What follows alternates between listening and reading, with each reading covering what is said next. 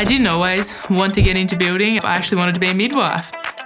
I'd completed my year 9 woodwork and my teacher said to me at the end of it, you know, you're quite good at this. And from that, I really considered carpentry as an option. I started my apprenticeship in 2018 here at Mecon, which is my family's business. Probably the biggest challenge was being the boss's daughter, but everybody seems to get over that pretty quickly. My mum is part of the Building Australia program. She's a mentor. She's been heavily involved from the get-go. One thing that my mum always reminds me of is that you have had challenges. We just view them as normal days, as hard days.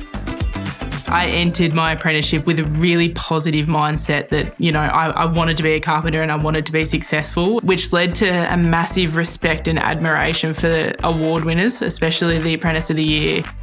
For me, that was a life goal. From when I started my apprenticeship, I knew that I wanted to be good enough. I was so honoured to be there and so honoured to be one of 2 females in the top 5. And then my name got called out. I won it. The first person I looked at was my mum and she was just so emotional. I don't know, Dad, I'm tearing up. Dad still, the pride that it carries. And I think that us having such an understanding for the award helps that, and it's a monumental part of our company. One of my proudest moments in my trade was when we put our second female apprentice, Georgia, on, and we announced that our new round of apprentices, and one of them was a female, and none of my co-workers blinked because it was massive when I started. It was controversial. I was the first girl, and then George come along and it was just all natural. Everyone accepted her. That's something you can only wish for every female entering a trade. I get married in a fortnight and I just think the adaptability around that, I've been able to do all my wedding planning because I have the flexibility within my job.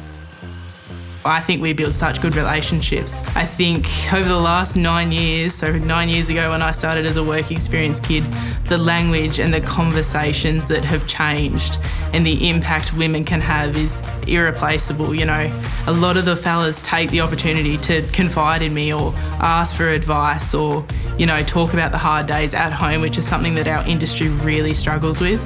And I think that the conversations that have opened up purely from me being a female and being interested in their lives has transitioned so much. I think the opportunities within the industry are never ending. The transition from a trade through to a managerial, through to a CEO role is paved out for you. If you want that natural progression, it's there and you can take it.